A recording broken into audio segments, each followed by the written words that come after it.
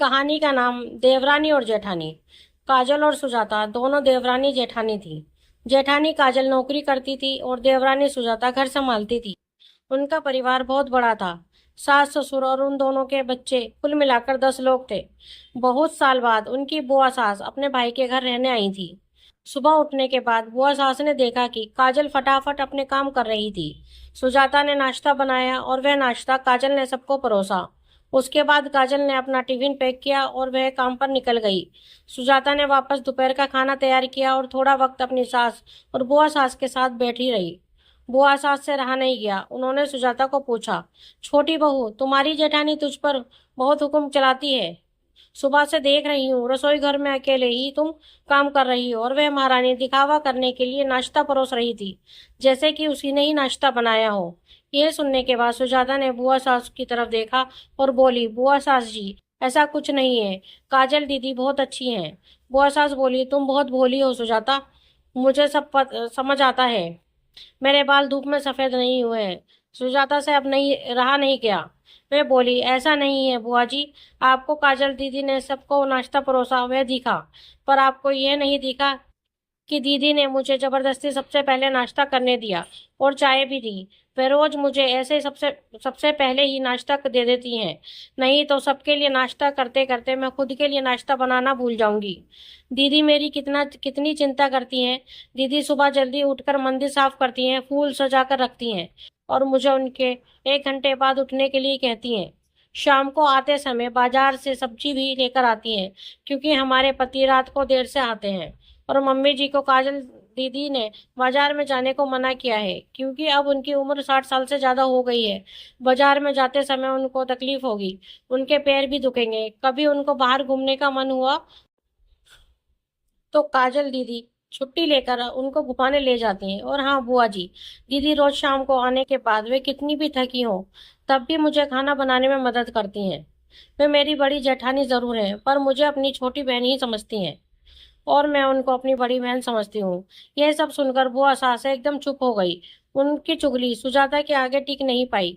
शाम को काजल सब्जी की थैली सुजाता के पास देते हुए बोली, सब्जी के साथ तुम्हारी मनपसंद लेखक की किताब भी इसमें है।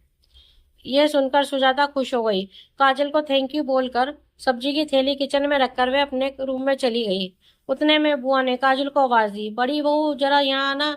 वे बोली, काजल, तू इतनी मेहनत करके पैसे कमाती है और ऐसे फालतू में किताब खरीद कर मुफ्त का खर्चा करती हो, वे भी अपनी छोटी देवरानी के लिए। वे ऐसे भी घर में बैठकर करती क्या है? तुम दिन भर मेहनत करती हो और वह घर में आराम करती है। इस पर काजल हंसकर बोली, क्या बुआ जी, आराम? और सुजाता, वो तो कहने पर भी आराम नहीं करती।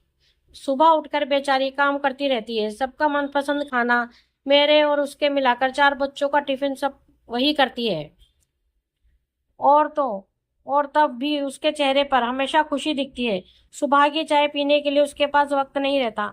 दोपहर को जब बच्चे घर आते हैं तो उनका खाना, होमवर्क सब वही देखती है। इसलिए मुझे बच्चों का टेंशन नहीं है और इसलिए ही मैं ऑफिस में मन लगाकर काम कर पाती हूँ। कुछ दिन पहले ही मुझे प्रमोशन मिला है। इसके अलावा मम्मी जी और पापा जी की दवाइयाँ कभी खत्म हो गई और कभी लाने की हो तो वही ध्यान में रखती है। घर में कोई मेहमान आए तो उनकी मेहमान नवाजी भी तो वही करती है। बुआ जी, घर और बच्चे संभालना छोटी बात नहीं है। इतना सब सुनकर बुआ जी उनकी तो बोलती ही बंद हो गई। सुजाता कभी कोई शिकायत नहीं करती है, वह सब काम कर लेती है। वह सिर्फ पढ़ना पसंद करती है। फिर मैं मेरी छोटी बहन के लिए इतना तो कर ही सकती हूँ। मैं नहीं करूंगी तो फिर कौन करेगा? इतना बोलकर काजल अपने रूम में चली गई। यह सब बोलना काजल के साथ पीछे खड़े होकर सुन रही थी। वह बुआ सास के पास आई और बोली, जी जी, ये दोनों देवरानी जिठानी जरूर हैं, लेकिन उनका रिश्ता दो सगी बहनों से ज्यादा पक्का है। मेरे घर की मजबूत दीवारें हैं ये दोनों। पहले मैं भी एक बुरी सास थी, हमेशा इन दोनों में झगड़ा कर लगाने का प्रयास करती थी, पर इन दोनों के प्यार के आगे मैं भी हार गई।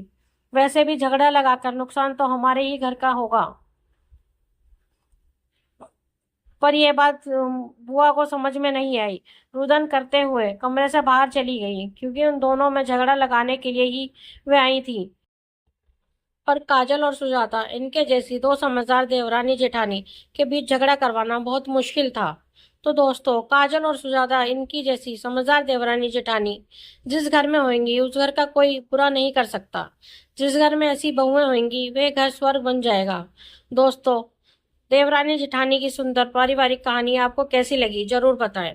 अगर आपको हमारी कहानी पसंद आई है तो प्लीज हमारे चैनल को लाइक एंड सब्सक्राइब करें और बेल आइकन दबाना ना भूलें। धन्यवाद।